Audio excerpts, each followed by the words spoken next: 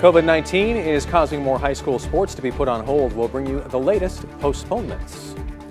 Plus, Montana's 2 U.S. Senate candidates are looking to deliver solutions to problems faced by the U.S. Postal Service. And later, how one local restaurant is helping keep kids hydrated. From Montana's news leader, this is the MTN 530 News. Thanks for making MTN a part of your Friday. I'm Tim McGonigal. Hallie Schwinnard is off tonight. First at 5:30 for the second straight day, Montana has set a record for coronavirus cases since the state began recording daily totals in March. Montana today reporting 224 new cases as of this morning. 17 of those cases are in Cascade County, 5 in Lewis and Clark, and 4 each in Glacier, Hill, and Jefferson. The statewide death toll from COVID-19 now stands at 147. Well, Great Falls Central Catholic High School among the latest to announce that it has a confirmed case of COVID-19 in the school. According to the school, the Cascade City County Health Department identified 8 students for contact tracing, mostly on the football team. Not all of Central's football players are affected, but the team will reschedule tonight's game at Choteau and next week's game at Fort Benton. At the time of the announcement, there were no new dates confirmed to play those games. Central's next game will be homecoming on October 3rd against Cascade. Meanwhile, Malta has called off homecoming football and volleyball games against Wolf Point amid COVID-19 concerns. That decision was made in coordination with the Phillips County Health Department. Roosevelt County has been hit hard by COVID-19 over the past few weeks, adding 92 cases since the start of September.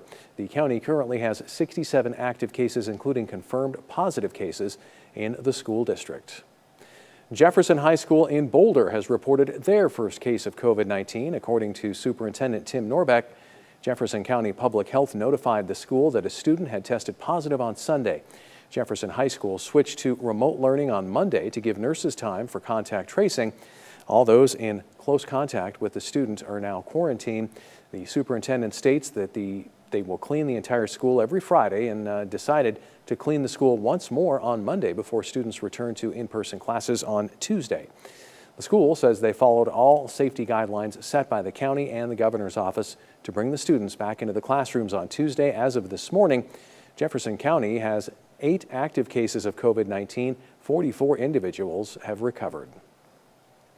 We're learning more tonight about a Northern Montana Care Center's response to a COVID-19 case there. A staff member tested positive on Monday. In an interview with MTN today, the center's administrator said, quote, "We have increased the screenings of our residents to 3 times per day.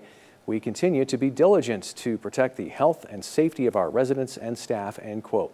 Residents and staff will be tested once a week for the virus until there are no positive cases for 14 days, and staff are now required to wear face shields. Well, in other news, U.S. Senator Steve Daines, who's up for re-election, and his Democratic challenger, Governor Steve Bullock, spoke to a gathering of U.S. Postal Service letter carriers today in Helena. Both candidates said that they very much support sustaining the Postal Service and helping it get out of its financial straits. Daines, a Republican, pointed to his co-sponsorship of a bill that he said would ease unreasonable requirements that the Postal Service pre-fund employee health benefits.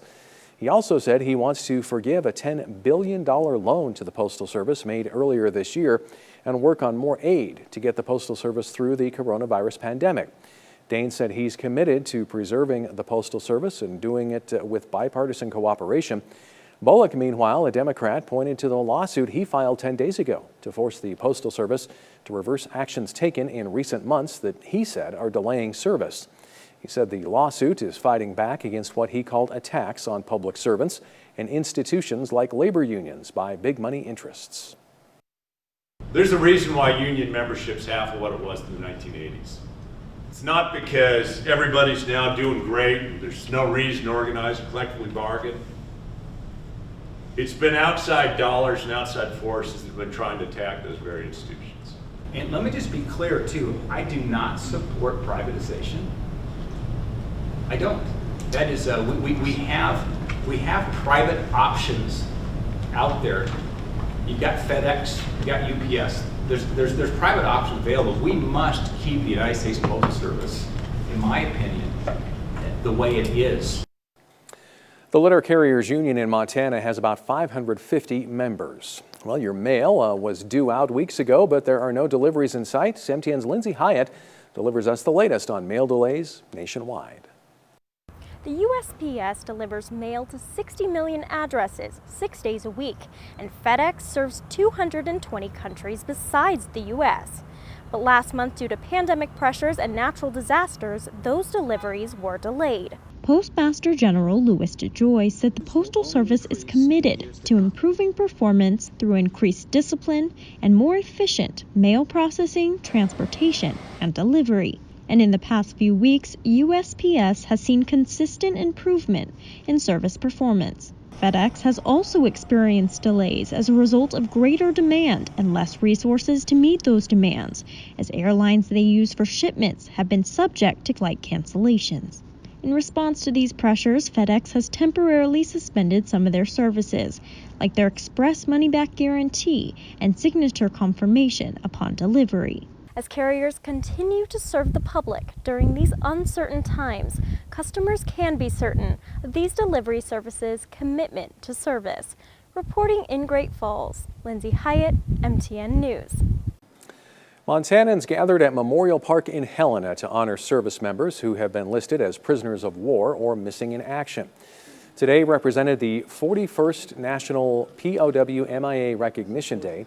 53 Montana soldiers, airmen, and sailors have been designated as a prisoner of war or missing in action since World War II. Their names were read aloud at the ceremony so that their service and sacrifice would not be forgotten. There have been increased efforts to locate and return the remains of individuals listed as POW or MIA in recent decades. But according to the Department of Defense, almost 82,000 Americans are still missing. Each day we think of the fallen comrades that we had. It does bring tears to our eyes. And we just hope that they are upstairs guarding the gates. Speakers at today's ceremony said they hope more resources will go to locating remains and help the thousands of American families that still don't have closure. Well, we're hoping for some weekend rain that will improve our Montana air quality. Here's MTN's Elizabeth Copeland with your first forecast.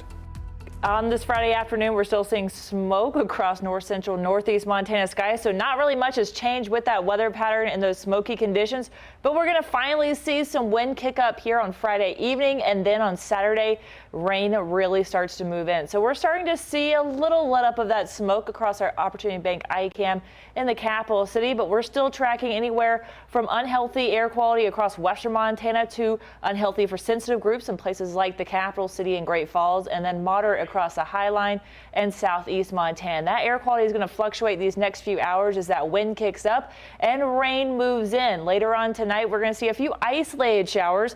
Those become quite a bit more widespread through all of north central and northeast Montana by Saturday as we hit 69 degrees. And then on Sunday, we're going to have that 70-degree mark with morning showers moving out. Sunday is still looking like the best day for that air quality improvement. And we'll talk more about those changes coming up here shortly.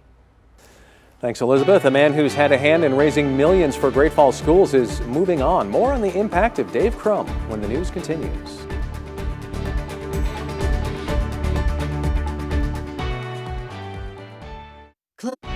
From Montana's news leader, you're watching the MTN 530 News. Welcome back. The Great Falls Public Schools Foundation is searching for a new executive director after Dave Crum announced his retirement. Crum has been at the helm of the foundation for almost a decade. He sat down with MTN's Zach Shermley to talk about how he transformed the foundation from a piece of paper to a multi-million-dollar nonprofit. There is nobody in this town who is a bigger cheerleader and supporter of everything that we do in the schools. He's so sweet. He's one of the busiest people in the Great Falls Public School District. At the end of the school year and at the holidays, you know, those last few days, I'm literally running around the district. But his days of running around are coming to an end. What a year to retire. The pandemic has caused lots of changes in the school district, one of them Dave Crum's retirement. The fundraising expert was brought in nearly a decade ago. The foundation was only on paper. They did not have a board. They had not raised any money. Now, the foundation is a multi-million-dollar operation with $2.2 million in scholarships awarded, $3.7 million in building enhancements, and so much more. That wasn't there before. Dave's impact can be felt across the school district, including here outside the $125,000 fitness center at CMR High School. This $500,000 career and technical education center outside Great Falls High School, and in all sorts of places outside of his small office here at the Great Falls Public Schools District office building, from classrooms to pools to auditoriums. Which is super helpful, not having that financial stress of like, how am I going to pay for this in 5 years? Samantha Faulkner, now a freshman at Montana State University, got nearly $10,000 in scholarships through the foundation. They have come up with these amazing ways to support teachers through different kinds of grants, whether it be for equipment, which I've taken advantage of. Foundation grants have also helped Beth Britton, a journalism teacher at CMR High School, get new cameras and equipment for her students. Well, the search is on for a new executive director who will hopefully onboard before next year and start shadowing Crum in the winter before taking over fully in June. Crum says people like him may come and go, but one thing about Great Falls will always stay the same. In my gut, I knew that people wanted to support public education. In Great Falls, Zach Shermley, MTN News. Dave will transition to part-time once a new executive director is hired. His last day is in June. We are getting some breaking news now. Justice Ruth Bader Ginsburg of the U.S. Supreme Court has died. That's according to CNN as well as other multiple news outlets. We will continue to follow that story online and hopefully have more for you tonight at 10. Well, staying hydrated during the school day is now a little easier for some local elementary students thanks to a local restaurant. This morning, Teriyaki Madness owner and general manager handed out reusable water bottles to every student. The general manager's sister works at the school and told him the water fountains were all shut off because of the virus. He told the owner, and the owner decided to buy the water bottles. We're a small, locally owned store in Great Falls, Montana. We don't survive without our community. We really appreciate everyone in Great Falls. I'm born and raised in Great Falls, a product of Great Falls Public Schools myself, and I really thought that it would be a nice thing to do. Wiseman is now challenging other businesses to help out schools. While we're packing up our lawn chairs and swimsuits, Great Falls business leaders are already looking towards the holiday season. This year, the Goodwood guys are partnering with the Downtown Great Falls Association to gift a handmade dining set to one lucky winner. The set will be made out of the Christmas tree that will be on display at the Civic Center in downtown Great Falls. The raffle was extended to give more people the chance to purchase tickets. Proceeds benefit the Downtown Great Falls Association, which Goodwood guys owner Chris Crocker says is a great partnership that has taken on the costs of the Christmas tree. He told MTN News they are happy to use their talents to benefit a worthy cause that relies on volunteers. It's something that we specialize in, and it kind of fit with what we do, so we figured let's jump in and help. Tickets are $20 and are on sale through today. The winner will be drawn Saturday afternoon. Rain moves in tonight, settles in for Saturday, but we track when the wildfire smoke moves out coming up next. Get Storm Tracker weather starts now with Chief Meteorologist Elizabeth Copeland. Welcome back on this Friday evening. Thanks again for letting me fill in for North Central Northeast Montana, where the smoke is still sticking around. We still have got air quality alerts, not as extensive or as widespread as yesterday, but we still have got those for western, southwest, and then parts of north central Montana, including the Rocky Mountain Front, Cascade County, down through the capital city and Butte as well. So still looking at that air quality being lowered, not only tonight, but tomorrow as well, most likely as those showers come in. We're not going to see the smoke immediately move out. It's actually going to be a slower process than that. So let's go ahead and get into that rain first, where we're seeing the rain really start moving in from the southwest. That's going to be the trend these next few days, and we're going to see the clouds move in, probably not this afternoon just because there's so much haze. Probably can't see the clouds, but it's going to look a little darker out there because the sun's not even making it through the smoke, and nevertheless, it's never going to make it through those clouds either. So rain moves in, isolated showers for the forecast tonight, But the thing is, we're well below average for monthly totals. This month, at this date, we're supposed to be right about 0.86. Well, we haven't gotten any in a while, and we're below average 0.37 inches, but we've got some rain to come. So we still have those drought monitors now extended for most of north central, northeast Montana, with larger patches of those moderates and those darker browns there, yellows, a dry drought monitor, and we're still going to see very dry conditions for the next few hours before that rain moves in later, but we're seeing some help move in. So by really about Saturday early morning, Saturday afternoon, that's when we're going to get the rain mostly in north central Montana. So it starts to spin up across western Montana first. Heavy showers possible closer to the Butte area, and then some light showers possible Saturday afternoon and evening for mostly north central Montana before those move off to the northeast. So there is some help on the way with that drought. And not only that, but our 6 to 10 day outlook is looking wetter than average for our forecast, especially across central and western Montana. We've got some more of that rain on the way, or wetter than average conditions. So we are going to see some rain in the extended forecast, but also some warmer areas going to stick around as well. So we've got warmer than average conditions, especially likely for eastern Montana. So we're still going to see maybe a little more of that dry air and warmth combined, especially after this rain moves out this weekend. And we're looking at warmer than average conditions for our 6 to 10 day outlook, and then some wetter than average conditions are finally going to move in a little later next week. But for the really 7-day forecast, that rain lasts Saturday afternoon after it moves in tonight. 69 tomorrow. Cooler air from the northwest finally moves in. Now the smoke is most likely going to move out closer to Saturday afternoon, evening, and Sunday morning. Sunday looking like the best air quality, not completely smoke free, but we will see a lot less smoke on Sunday afternoon after those showers move out as we hit 70 degrees. And then high pressure builds back in as we head to the early days of next week. So sunshine returns. We're in the 70s on Monday, 80s by Thursday. So a quick warm up as that ridge of high pressure builds right back in. Showers in the capital city on Saturday as we hit 66, which is a little below average with that cooler and wetter air moving in behind that cold front attached to the low pressure system, bringing that change to our forecast. Sunday, again, the best day for the air quality, especially after this week where we've seen for sensitive groups in the capital city. 78 on Wednesday, 88 on Thursday, and we're going to keep the warm temperatures in through next weekend. Well, Friday night lights are shining a little brighter every week. When we come back, a preview of some of tonight's biggest games.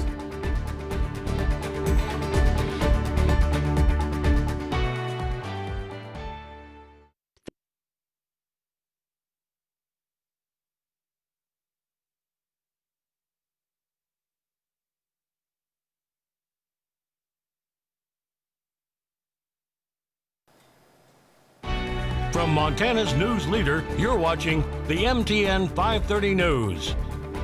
Again, we have some breaking news to report to you. Ruth Bader Ginsburg, the longest serving woman on the U.S. Supreme Court and a strong liberal voice on issues dividing the nation, has died. The Supreme Court said today she was 87 years old. And in a statement, they said Associate Justice Ruth Bader Ginsburg died this evening surrounded by her family at her home in Washington, D.C. due to complications of metastatic pancreatic cancer. Again, that was a statement from the Supreme Court. Ruth Bader Ginsburg dead at the age of 87. We will have more tonight and online as well. Well, another week of high school football set to kick off tonight under the lights. Tom Wiley sets the stage for some of Friday's biggest matchups.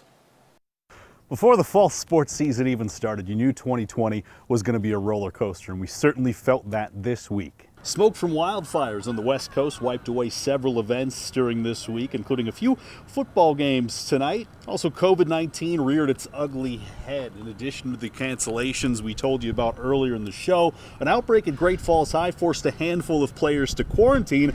With the Bison coming off a convincing win over Gallatin last week, will have their starters ready to go this week against Billings Senior. CMR earned an emotional win last week against Belgrade for the first victory under new head coach Dennis Morris, but the Rustlers face a tough test in week number 2, hosting a Billings West Bears squad that many consider to be one of the best in Class AA. Helena High gutted out a win over Butte a week ago. Now they face a surprising Big Sky team out of Missoula that won its opener after only winning one game a season ago.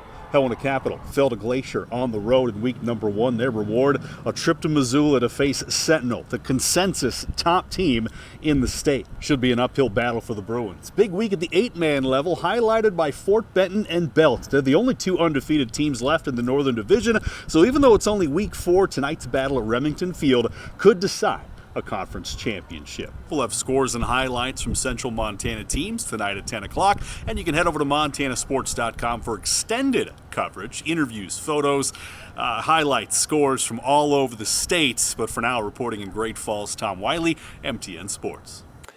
Thanks, Tom. montanasports.com, also where you'll find an updated list of games and sporting events across the state that are canceled or postponed due to smoke or COVID-19. And we'll be right back. All right, that's all the time we have. Coming up tonight at 10, we'll have much more on the death of U.S. Supreme Court Justice Ruth Bader Ginsburg. Until then, have a great night.